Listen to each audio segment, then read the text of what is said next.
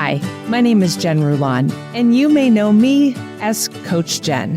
After knocking out 15 Ironman Triathlons, I am an everyday, healthy human just like you.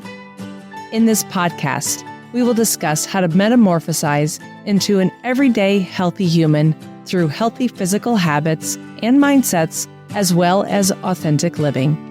Let's transform together in this journey called life and become the best, everyday, healthy human ever. Hello, everybody, and welcome to the Everyday Healthy Human podcast. My name is Jen Rulon, or you may know me on the gram as Coach Jen. Well, I have a very incredible human being. She is an Ironman athlete. She is a friend. She is oh my God, girl, we have gone back and forth so many years. Monica, welcome to the Everyday Healthy Human podcast. Thank you. Well, the great thing about you, Monica, I mean, we've known each other for how long? 12 years. 12 years. No, yeah. Probably more because that was from the onset of the accident. So 2009, 2008. Right. And when we first got on the call with each other, we were like, she was like, oh my God, you look beautiful. I was like, so do you. And we're like, oh, we're aging. We got readers on now, but it makes sense. I mean, if we've known each other for as long as we have, I mean, it makes sense. So yeah. Why don't you give everybody your 2-minute elevator speech of who you are? And then we're going to really dig deep into your story because I think your story is incredible. Thank you. I am the president and founder of the nonprofit called Now You See Me Foundation. And we help athletes that have been tragically injured while training, specifically cyclists and runners that are more susceptible to the elements on the road, right? In addition, we help aid spinal cord research. Lately, we have partnered with UT Health, San Antonio, in a research study that they are starting this fall, actually mid-October, with the Power Step initiative. The foundation has helped raise funds for Dr. Selena Morgan, who's has spearheaded this research study. She is also my physical therapist and wonderful friend, and she is an adjunct professor teaching, physical therapy, and she's a neurophysical therapist, which is even further on in the education. And she's even going further on to get her PhD. So she spearheaded this research study that involves this treadmill that's about 10 to 15 feet long. I mean, I'm excited. It fills up a whole room. And what it does, it hoists people that are quadriplegics that can't get out of their chairs, people that have issues with walking. Me, I'm a little bit more advanced, and I'll get back to me, who I am. Talk about that. Yep. Yeah. And so they are able to get the exercise, which is called locomotion exercise. And what they're doing is on the treadmill, the physical therapists get their legs and they walk them on the treadmill, and that signals and fires to the brain that, hey, it's all connected still if, spinal cord has not been severed. I really want to talk about your story because this is why we're here, because of your transition, because, here I was, this Ironman athlete, not really knowing what to do next. And so I transitioned into the everyday healthy human. Here you were the same thing, right? You were an Ironman athlete, done numerous half Ironmans, did Ironman Florida, had a good event, and then you were getting ready for Ironman Arizona.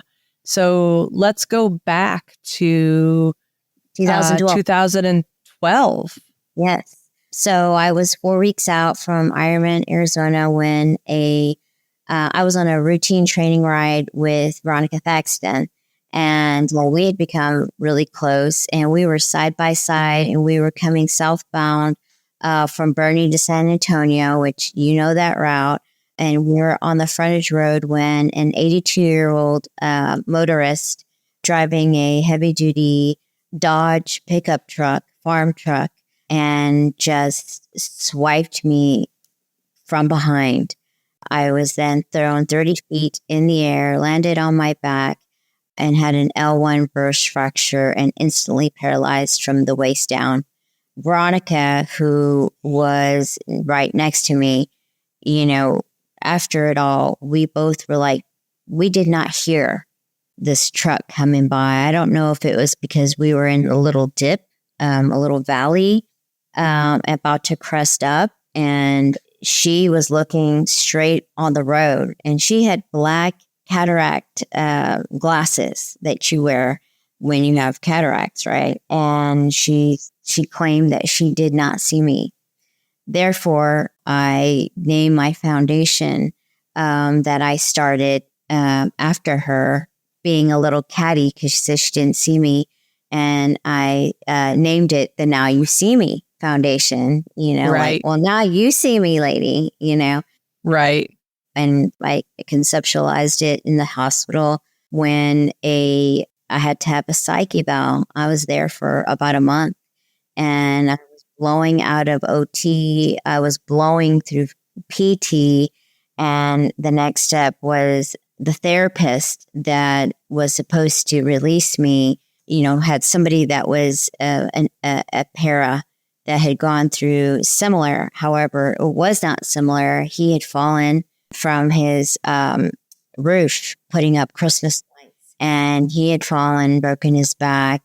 Our lives were very different. He did not try to get back to someone that was in shape. I don't know that he was ever in shape to begin with, but he came into the hospital not knowing who I was, what kind of person I was.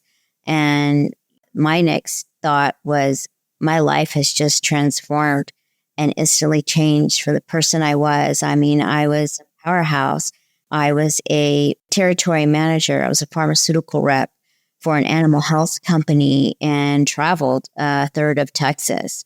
So, I had gone through a divorce back in 2005, and that was the catalyst behind my drive to even, become this Ironman athlete. It started with, little 5Ks and then the 10Ks, and then I can do a half, right? And then half turned into a full marathon. And, I had talked to, what's his name from Transition? Marco. And he was the one that said, hey, a marathon is a lot harder than an Ironman. And I could not fathom what he was talking about until you go through it, right? Yeah. And then, he's like, by the time you're on to the marathon after this 112 bike, your body's full of blood, and, your legs are just going, and they'll be conditioned to go. Yeah. I coached Marco on his Ironmans. Did you? I did. Yes, I did. Interesting. I had no idea. Going forward, that's when I met Dawn, and, what kind of coach she was and kind of what he was. And right. I was well trained that after I finished my Ironman, I felt like I could keep going. When you saw people crawling or dragging, miserable, dying, just wanting it to get it over with. And for me, I was like, let's go. I'm ready. Let's party. Where's my pizza? Where's my beer? Right. I was already ready for that. That's my tagline as a coach, to cross the finish line with a smile. Like, I don't want you to be, crawling and miserable. Like, that's not healthy. That's not fun. It's not fun. No. Yeah. And I knew what I did wrong on my first, and therefore I was, let's go. I want to sign up let's go to Arizona. So I had driven up there with my friend Kelly, and we drove up and became a volunteer. So we'd get first dibs at signing up. Right, back in the days. Uh-huh. Yeah, back in the day, that's what you did. And now it's a lottery to get in? I mean, it's just easy. you could still get in, but it's a lot easier. Yeah, because there's so much more, right? Right. Exactly. There's so many Ironmans everywhere. Yeah, I guess you're right. Yeah. Yeah. So 4 weeks out, you had you severed the spine. I had an L1. Yes, I had an L1 burst fracture, and my spinal cord was nearly severed. And what that means is, there was hope. Although when it was such an accident as mine, my doctors sat there and told me and my family that I would never walk again, that this was going to be my life. And my mom went up in their face and pointed her finger and said, "You don't know what kind of person she is. She is not going to accept that. And mark my words, she will walk again." Yes. And even back at that point, I was looking at her like I was dazed and confused at what my life was going to be like. But it was always in the back of my mind that, yes, I am going to walk. And because I was such a brick house from training basically 2 years in a row nonstop, right? If it wasn't for my condition, I probably would have died or would have stayed in the chair. Let me ask you this. Did you have surgery? Was there a surgery involved in the very beginning? Yes. I had to have a L1 T12 spinal fusion. And it was interesting because they basically had me vertical to operate on me. And, whether or not I hallucinated, when the doctor, I had a great surgeon that, I guess believed in me. And like I said, I don't know if I hallucinated this, but I remember him coming to me after the surgery. I was coming out of it, and he said, "You did great, gal. I believe that you're going to get back to what you were doing." And that always just crossed my mind, always in the back of my mind. And, my girlfriends, my gals were with me every second of the way. I mean, even right before the surgery where, I was in ICU and nobody's allowed, my friends were like, we will not say a peep. We just have to be here, and she needs to hold our hand this entire time. And they sat there on cold concrete for 24 hours or longer, holding my hand and praying for me that I was going to get through this surgery. Right. This is my anatomy coming out, right? But, you got your cervical, you got your thoracic, and you got your lumbar, like that's in your sacrum, right? So you had thoracic 1? I had my L1. That was L1. The L1 was completely burst. It Burst. was fragmented. And I'll try to find the picture of what my spine looks like X-rayed. I have this cage that basically almost fills up the entire of my back. I mean, you can see the cage on my back because I'm thin. It just feels weird. It's crazy. And so there's this like mesh cage, metal cage that they replaced with that L1, and then they had this huge cage that housed it. It's just a crazy picture when you look at it. And you're like, that's in you. It looks so large, right? And I'm only so big, I'm 5'1", and very petite. So I feel it all the time. It gets caught. It's just very weird. Just something that I have to deal with on a daily basis. But the surgery wasn't. It was in 9.5 hours. 9.5 hours, really. So let's talk about mindset, because I think your mindset is absolutely incredible. But I also know that you dealt with life. I'm sure you were not the happy-go-lucky person all the time. So as the everyday healthy human is trying to maybe transition into their own better version of themselves, what piece of advice could you give somebody who may be struggling mindset-wise during a really tough patch? Well, I'm glad you said that, because I'm an ambassador for this medical device company called Nevro. They specialize in putting in stimulators, pain stimulators, which I have their product in my body. The battery is on my right buttocks. I have another device on my left buttocks that's a Medtronic device to help control my nerves. The mindset that you are asking about, I was always catapulted to strive because I felt like I was abandoned as a child from my father. He was an absent father through the divorce. He never bothered to get to know me, never sent me gifts, never sent me birthday cards.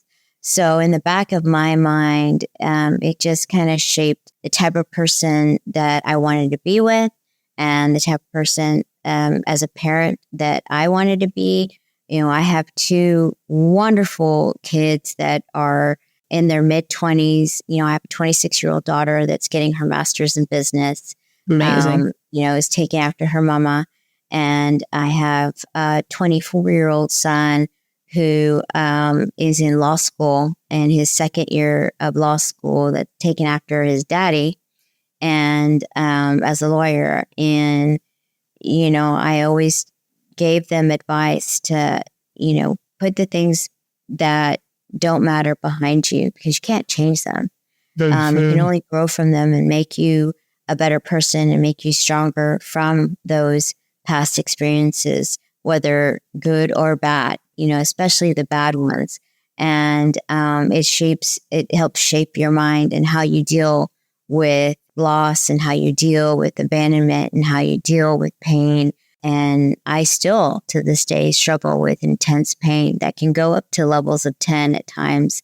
I have to deal with the pain because it comes from me in my journey in my therapy. And, I was told I would never walk.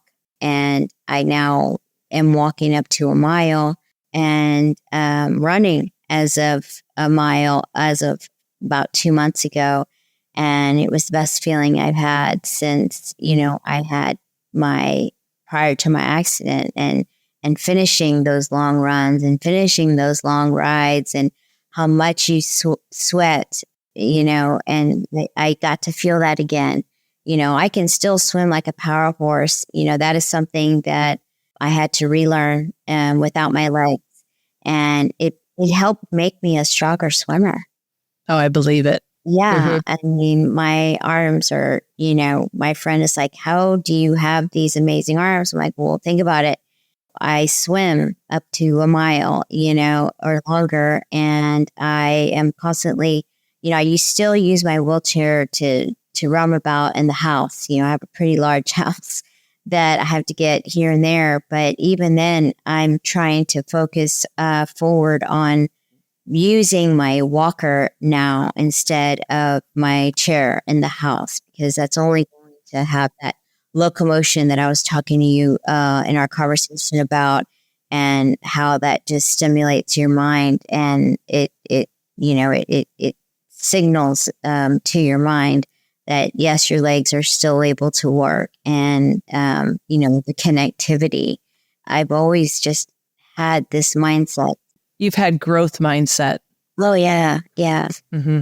And I think, it's interesting, because I was at Ironman Wisconsin cheering on my athlete, Jeff, this past weekend, and he did amazing. It was his 13th Ironman. It stamped it punched he got it. He's on the legacy, so he's going to Kona, but not until 2026, something insane like that. Is this a Jeff now from San Antonio? No, Jeff is from Wisconsin. No. Okay.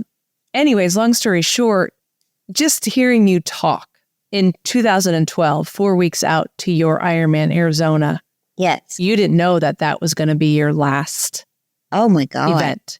No. Right? No. And so I think as athletes who have the legs, who have the arms, who have all of the body functions to do this, we sit there and bitch and complain. Yes. Sometimes for 140, or maybe not for 140 some miles, but quite a bit. Along the way. You choose to do this. You may never know when your last one is going to be. Yeah. You may never know when last breath may be. So I've taught my kids to never leave angry. Never leave angry. Never go to bed angry. It bothers me. I can't sleep.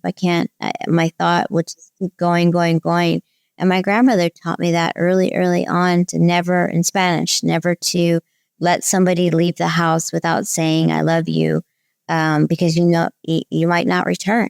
And Exactly. that to the other person would be like travesty. So I just want to say, like, thank you for just really showing people what you have gone through and and who you are and who you become has played such a monumental role in the San Antonio area. Like, we all see it. We see what you went through in 2012 and now who you're becoming. And, I want to encourage you to get on more podcasts. I think you need to come back and we need to talk more, because I think you have an amazing story. But I just wanted to say thank you for really showing the triathlon community that you can make that mindset of yours is what got you to who you are today. Oh, sure. I mean, because you have to be physically strong, not necessarily physically strong when you're training, right? And that was, I was coached that, train by yourself at times because you're going to be alone and by yourself on the road in the race. And you don't have that other person to do it with you. And I did this for me. And that was always in the back of my mind. Like, my ADD came into play, I guess. That's where I let out all my frustrations, all my thoughts, all my goods, my bads, my past, my everything. I just put out there and it was on the road. And I took that and I still keep that in the back of my mind to do what I'm doing now. And I'm proud of where I am now. I started this foundation and it's helped people and it's going to help people. And I'm actually leaving a legacy with this machinery that I helped contribute the funds to because it's going to outlive us. According to my physical therapist, I'm one of 5 donors that's going to be a sticker on this piece of machinery. To me, that's amazing because it's gonna be there for as long as it's there. Yeah, right. So where can my friends follow you and where can they learn about your foundation? We have a website that is current, but it's going to be built bigger and better as we speak. And that's at nowyousseeme.org. And it's NOWYOU, the letter C, ME.org. It was taken. Now you see me, SEE was taken. So our presence is on Facebook and Instagram. We're excited about a run that we host every fall in October called Monster Dash. And it's a 5K, a 10K, and a 1 mile. And we encourage physically disabled to come out and compete and, show what you got and the camaraderie on that race course. It's so much fun. It's getting bigger and better every year. We have a ton of sponsors that are helping us out. I will put all that information in the show notes. So if you guys want to go and do a 5K, 10K with Monica. Anybody can join. Yes, exactly. So then I have one final question for you. For those who are transitioning, because butterflies are a big part of my world, right? So for those that are learning how to metamorphosize into their own butterfly, what piece of advice could you give somebody that's learning how to transition into their own butterfly, just like you have? What I would tell them is to keep your heart and mind strong.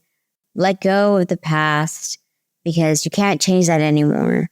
I get very frustrated when people say, "Oh, this happened," and I'm like, "That's over and done with. We can't go back.